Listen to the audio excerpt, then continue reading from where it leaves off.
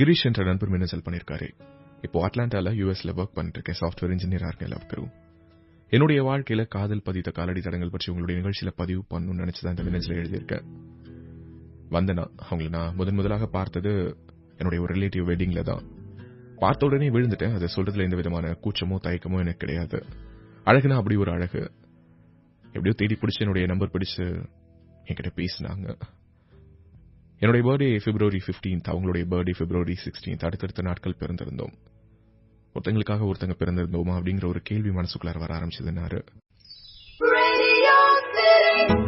Radio city love குரு நிகழ்ச்சியில் எனக்கு கிரீஷ் என்ற நண்பருடைய வாழ்க்கை பதிவுகளை தான் உங்க கூட பகிர்ந்துருக்கேன்.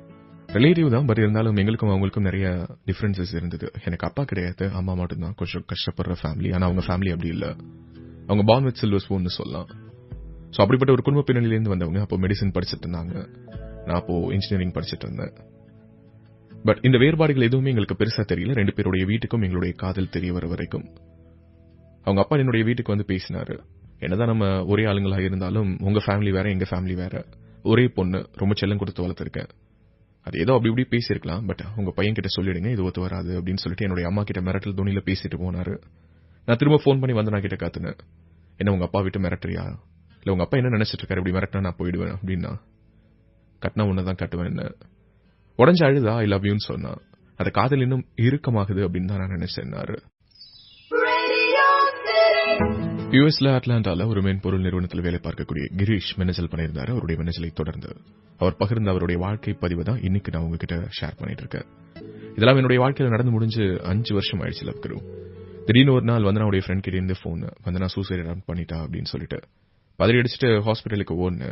மரண படுக்கையில் இருக்கா, சொல்ல காப்பாற்ற முடியுமா இல்லையான்னு தெரியலன்னு சொல்லிட்டு டாக்டர்ஸ் 50-50 தான் சான்சஸ் அப்படின்னு சொல்லியிருக்காங்கன்னு கேள்விப்பட்ட போது ரொம்ப உடஞ்ச அழுது. அவங்க அப்பா அப்போதைக்கு என்கிட்ட அவ்வளவு கோவப்பட்டாரு. ஹாஸ்பிட்டல்ல கத்தினாரு, என் பொண்ணு கொல்றதுக்காக தான் நீ அவளை லவ் பண்றியா அப்படி இப்படின்னு. அவ கண்ணு முழிக்கிற வரைக்கும் யார் சொல்றதும் என்னுடைய காதுல விழவே இல்லை. அவ கண்ணு முழிச்சவனே ஃபர்ஸ்ட் என்கிட்ட சொன்னது அதுதான். என்னுடைய அப்பாவை என்னால கஷ்டப்படுத்த முடியல, உன்னையும் விட்டுட்டு போக முடியல, என்ன பண்றதுன்னு தெரியல, அதான் அவங்க 2 பேரையுமே விட்டுட்டு போயிடலான்னு முடிவெடுத்துட்டேன். உங்க அப்பாவுக்காக ரொம்ப ஃபீல் பண்றா. கரெக்ட், உண்மைதானே. எல்லா அப்பாக்களுக்குமே அவங்க பொண்ணு தான் முதல் தெய்வதை. அதே மாதிரி எல்லா பொண்ணுங்களுக்குமே அவங்க அப்பா தான் எல்லாமே. நாம யாரு நடுவில் அப்படிங்கிற ஒரு கேள்வி வந்துச்சு. என்னுடைய வாழ்க்கையில அப்பா இல்லாம நான் சந்திச்ச அவமானங்கள் நிறைய. ஒரு அப்பாவை மிஸ் பண்ற வழி எப்படின்னு எனக்கு தெரியும். நானே விட்டு கொடுத்துடலாம் அப்படிங்கிற ஒரு எண்ணத்துக்கு வரும்போது அவளே சொன்னா, ப்ளீஸ் என்னை விட்டுட்டு போயிடு அப்படின்னு சொல்லிட்டு. அந்த வார்த்தை அது என்ன பைத்தியமாக்கி அந்த ஹாஸ்பிட்டலை விட்டு வெளியில தள்ளிச்சுன்னாரு கிரீஷ். 5 வருடங்கள் ஆயிடுச்சு இந்த நிகழ்வுகள் எல்லாம் நடந்து முடிச்சு. ஆனா மனசுல அப்படியே ஃப்ரெஷ்ஷா இருக்குது. என்னைக்காவது ஒரு நாள் இந்த வாழ்க்கை பதிவு ரேடியோ சிட்டியில லவ் குரு ஷோல பதிவு பண்ணணும்னு நினைச்சிருக்கேன். அதுக்காக தான் இந்த மின்னஞ்சல் சொல்லியிருந்தாரு. ரேடியோ சிட்டிக்காக இன்னைக்கு தன்னுடைய வாழ்க்கை பதிவு பகிர்ந்துகிட்ட கிரீஷ் தொடர்ந்து பேசினாரு. 2 வருஷத்துக்கு முன்னாடி எனக்கு மேரேஜ் ஆயிடுச்சு. லவ் குரு அரேஞ்ச் மேரேஜ் தான். அவங்க பேர் அகிலா. என் கூட தான் இங்க யூஎஸ்ல இருக்காங்க. என்னுடைய அம்மாவுடைய இன்னொரு வெர்ஷன் அப்படிதான் சொல்லணும்னு தோணுது. அம்மா கூட வேற யாரையும் கம்பேர் பண்ணக்கூடாதுன்னு என்னுடைய வாழ்க்கையில நினைச்சிருக்கேன். இவன் வந்தனாவை கூட நான் கம்பேர் பண்ணதில்லை. பட் அப்படிப்பட்ட ஒருத்தங்க எனக்கு வாழ்க்கை துணையா கிடைச்சிருக்காங்க. உங்களுக்கு வந்து நான் பத்தின ஃபுல் விஷயங்களும் தெரியும். பட் ஸ்டில் இந்த உலகத்திலேயே அவ்வளவு அதிகமா காதலிக்கிறாங்க. 5 வருடங்கள் ஆயிடுச்சு இந்த நிகழ்வுகள் எல்லாம் நடந்து முடிச்சு. ரேடியோ சிட்டிக்காக இன்னைக்கு தன்னுடைய வாழ்க்கை பதிவு பகிர்ந்துகிட்ட கிரீஷ் தொடர்ந்து பேசினாரு. ரொம்ப மிகப்பெரிய பாடம்லாம் சொல்றதுக்கு ஒண்ணும் இல்ல. ரொம்ப சிம்பிளான விஷயம் தான். வாழ்க்கையில நம்ம காதல்ல தோக்குறோம் அப்படிங்கிறதுனால நம்முடைய வாழ்க்கையை முடிஞ்சிருச்சுன்னு நினைச்சோம்னா அது ஒரு மிக முட்டாள்தனமான முடிவாக இருக்குமே தவிர அது ஒரு முடிவு கிடையாது. எல்லா முடிவுக்கும் இங்க ஒரு தொடக்கம் இருக்குது. குறிப்பா காதலை பொறுத்த மட்டும். இன்னைக்கும் என்னுடைய மனசுல ஏதோ ஒரு மூலையில வந்து நான் இருக்காங்க, இல்லைன்னு நான் சொல்ல மாட்டேன். எல்லாரும் கூட சொல்லுவாங்கல்ல, ஒருத்தங்களை இன்னொருத்தவங்க ரீப்ளேஸ் பண்ணவே முடியாது அப்படின்னு சொல்லிட்டு. ஏன் ரீப்ளேஸ் பண்ணணும்? அவங்கள விட ஒரு பெட்டர் பிளேஸ்ல அவங்களை கொண்டு போய் வைக்கலாம் இல்லையா? அப்படிதான் என்னுடைய வாழ்க்கையில நான் அகிலாவை வச்சிருக்கேன். அதனை விட ஒரு பெட்டரான பிளேஸ்ல தான் அவங்க இருக்காங்க. ஆஃப்கோர்ஸ் அப்படிதானே வச்சிருக்கணும். என்னுடைய மனைவி எனக்கு எல்லாமா இருக்கிறவங்க. ஆனா தினமும் ப்ரே பண்ணிப்பேன், அதனை எங்க இருந்தாலும் நல்லா இருக்கணும் அப்படின்னு சொல்லிட்டு. அது வேற டிபார்ட்மெண்ட், இது வேற டிபார்ட்மெண்ட். That's very true. உண்மைக்கு பக்கத்துல இருந்து நிதர்சனமா பேசினார். அவங்கள மறந்துட்டேன், தூக்கி எரிஞ்சிட்டேன் அப்படின்லாம் சொல்லாம. அவங்களுடைய இடத்தை யாராலையும் நிரப்ப முடியாதுங்கிறது உண்மைதான். ஆனா அதை விட உயர்ந்த இடத்துல இன்னொருத்தவங்களை கொண்டு போய் வைக்கலாம் இல்லையா? அப்படிதான் என்னுடைய மனைவியை வச்சிருக்கேன்னாரு. விக்ரம் என்ற நண்பர் மின்னஞ்சல் பண்ணிருக்காரு கோவையில இருந்து. லவ் குரு இப்போ ஃபியூ மந்த்ஸா தான் உங்களுடைய ஷோ கேட்டுட்டு இருக்கேன். ஆக்சுவலி என்னுடைய லைஃப்ல ஸ்கூல் டேஸ்ல ஆதிரா அப்படின்னு சொல்லிட்டு ஒருத்தங்களை நான் சந்திச்சேன். நான் 11th படிக்கும்போது அவங்க என்னுடைய சேம் டியூஷனுக்கு வந்திருந்தாங்க. பிடிச்சிருந்தது. அந்த வயசுக்கே உரிய ஹார்மோன்கள் வேலை பார்த்ததா அல்லது ஏன் அவங்க பின்னாடி போனேன் அப்படின்னு சொல்லிட்டு எனக்கு தெரியல. அவங்களை விட தாண்ட அழகான எத்தனையோ பெண்களை என்னுடைய வாழ்க்கையில் கடந்து வந்திருக்கேன். இன்னும் சொல்ல போனா யாருமே எதிர்பார்க்காத ஒரு சில பெண்கள் கூட என்கிட்ட ப்ரொபோஸ் பண்ணிருக்காங்க. ஆனா அவங்களுடைய காதல் எதையுமே அக்செப்ட் பண்ணதில்ல. இப்போ இன்ஜினியரிங் ஃபைனல் இயர் படிச்சிட்டு இருக்கேன். அவங்களை நான் +1ல பார்த்தேன், அவ்வளவுதான். அதுக்கு பிறகு +2 எஜுகேஷன் அது இதுன்னு ஃபோக்கஸ் ஷிஃப்ட் ஆச்சு. அவங்க வேற டியூஷன் போயிட்டு தான் சொன்னாங்க. இன்னும் ஒரு சில பேர் அவங்க வேற ஸ்கூலுக்கே ஷிஃப்ட் ஆயிட்டாங்க, அவங்க ஊருக்கே போயிட்டாங்கன்னு சொன்னாங்க. பட் எங்க இருக்காங்க என்ன ஏதுன்னு கூட தெரியல. Facebookல எல்லாத்துலயுமே தேடி பார்த்துட்டேன். உங்களுடைய ஷோ கேட்ட பிறகு அதே மாதிரி இப்போ பவர் பாண்டி படம் பார்த்த பிறகு மறுபடியும் அவங்க எங்க இருக்காங்க அப்படின்னு சொல்லிட்டு தேடணும்னு எனக்கு தோணுது. அவங்க எங்க இருப்பாங்க, என்ன பண்றாங்க, இதெல்லாம் தெரிஞ்சுக்கணும். வாழ்க்கையில அவங்களை ஒரு தடவையாவது சந்திக்கணுங்கிற ஒரு எண்ணம் வருது. அதுக்கு ரெண்டே காரணம் உங்களுடைய ஷோவும் பவர் பாண்டி படமும் தான். என்ன பண்றதுன்னு தெரியல அப்படின்னு சொல்லியிருக்காரு. விக்ரம் 11th ஸ்டாண்டர்ட்ல சந்திச்ச ஆதிராவை மறுபடியும் தேடி போகணும்னு சொல்லி ஆசைப்படுறாரு. அதற்கு 2 காரணங்களை அவர் குறிப்பிட்டிருக்கிறது சில மாதங்களா கேட்கக்கூடிய நம்முடைய நிகழ்ச்சி மற்றும் பவர் பாண்டி படம். விக்ரம் ஒரு சில விஷயங்களை மறுபடியும் நம்ம தேடி போகாம இருக்கிறது தான் அந்த உறவுக்கு அந்த உணர்வுக்கு அழகும் கூட. ஆக்சுவலி இப்போ நீங்க அவங்கள தேடுறத நான் தப்புன்னு சொல்ல மாட்டேன். Facebookல தேடி இருக்கீங்க, மற்ற சோசியல் மீடியாக்கள் மூலமா உங்களால அவங்களை கண்டுபிடிக்க முடியல. பட் ஸ்டில் அவங்களை நீங்க தேடணும்னு நினைக்கிறீங்க. அது எந்த விதமான தப்புமா நான் சொல்ல மாட்டேன். கண்டிப்பா நீங்க தேடலாம். பட் ஒருவேளை அவங்களை தேட ஆரம்பிச்சு அவங்க கிடைக்கல அப்படிங்கிறது உங்களுடைய மனதுக்குள்ளார எந்த விதமான காயத்தையும் ஏற்படுத்திடக்கூடாது. நீங்க ஒரு விஷயத்தை ரொம்ப மனசுக்குள்ளார தெளிவா வச்சுக்கணும்.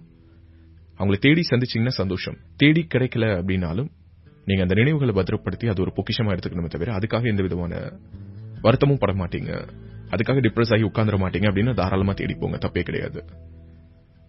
மறுபடியும் சொல்றேன், அழகான நினைவுகளை கொடுத்துட்டு நம்முடைய வாழ்க்கையை விட்டு போனவங்க எல்லோரையும் நம்ம தேடி போகணும்னு அவசியம் கிடையாது. அவங்களுடைய நினைவுகள் தான் அவங்க நமக்காக கொடுத்துட்டு போயிருக்க மிகப்பெரிய பரிசு. அதை வச்சுட்டே வாழ்ந்துடலாம்.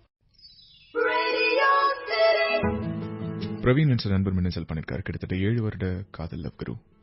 என் மேல பயங்கர உயிரா தான் இருக்கா. ஆனா அதை தாண்டி அவங்க அப்பா மேல இன்னும் அதிக உயிரா இருக்கா. எங்களுடைய காதல் அவங்க அப்பாவை ரொம்ப காயப்படுத்திடுவோம் அப்படின்னு சொல்லிட்டு பயப்படுறா. 7 வருஷமா தொடர்ந்து நானே எவ்வளவு நம்பிக்கை கொடுத்துட்டு இருக்கேன். வீட்டுல பேசு பேசு அப்படின்னு சொல்லிட்டு. ஆனா அவளால பேச முடியல. இது எப்படி எவ்வளவு நாளைக்கு எடுத்துட்டு போறதுன்னு தெரியல. ஒரு மாதிரி குழப்பமா இருக்குன்னு சொல்லியிருக்காரு. முதல் விஷயம், இது பிரவீனுக்கு மட்டுமல்ல, பிரவீனை காதலிக்கக்கூடிய அந்த தோழிக்கு மட்டுமல்ல, எல்லோருக்குமே நான் அடிக்கடி சொல்லக்கூடிய விஷயம் தான். காதலுடைய அடிப்படையே தைரியம் தான். காதலிக்கணும் அப்படின்னா முதல்ல நம்ம தைரியசாலியா அப்படின்னு சொல்லிட்டு நமக்கு நாமளே கேள்வி கேட்டுக்கணும். அளவில்லாம காதலிக்கிறது, இமேஜின் பண்ண முடியாத அளவு கொடுக்கிறது, தட்ஸ் டேம் ஃபைன். பட் வீட்டில் போயிட்டு சொல்லி இந்த பையனை பிடிச்சிருக்கு அப்படின்னு சொல்லிட்டு சொல்றதுக்கான அந்த தைரியம் இல்லை அப்படின்னா அது எந்த வகையில் உங்களுடைய காதலை கரை சேர்க்கும் அப்படின்னு சொல்லிட்டு எனக்கு தெரியல. என்ன லவ் குரு இப்படி முகத்தில் அடிச்ச மாதிரி சொல்றீங்களேன்னா, ஒரு சில விஷயங்களை நான் ஓப்பனா சொல்லணும்னு நினைக்கிறேன். நான் காதலுக்கான PRO கிடையாது. காதலுடைய பாதை நம்முடைய சமூகத்தில் கரடு முரடாகத்தான் இருக்குது. அதுல பல போராட்டங்கள் இருக்குது. அந்த வழி நடுக்க நிறைய கண்ணீரை சிந்த வேண்டியது இருக்குது. அந்த வழியை கடந்துதான் இலக்கு அடைய வேண்டியது இருக்குது. நம்மளை பெத்த உயிருக்கு உயிரா வளர்த்து ஆளாக்குன அம்மா அப்பா நம்முடைய கைகளை பிடிச்சிட்டு அழக்கூடிய தருணங்களை கடந்து வர வேண்டிய கட்டாயத்துக்கு நம்ம உள்ளாக்கப்படுவோம். ஆனா அதையும் தாண்டி இவன் தான் வேணும் இவ தான் வேணும் நிக்கிறவங்க தான் வாழ்க்கையில ஒன்னா சேர்றாங்க. அதனால அடம்பிடிங்கன்னு சொல்ல வரல. முதல்ல உங்களை நீங்களே கேள்வி கேட்டுக்கோங்க. நமக்கு இப்படிப்பட்ட விஷயம்லாம் கடந்து இப்படி ஒரு விஷயத்தை அடையிறதுக்கான இந்த தைரியம் இருக்குதா அப்படின்னு சொல்லிட்டு. மற்றபடி நீங்க கேட்ட கேள்விக்கு நான் பதிலே சொல்ல. நான் சொன்ன இந்த பதிலுக்குள்ளார உங்களுடைய கேள்விக்கான பதில் ஒளிஞ்சிட்டு இருந்ததுன்னா எடுத்துக்கோங்க.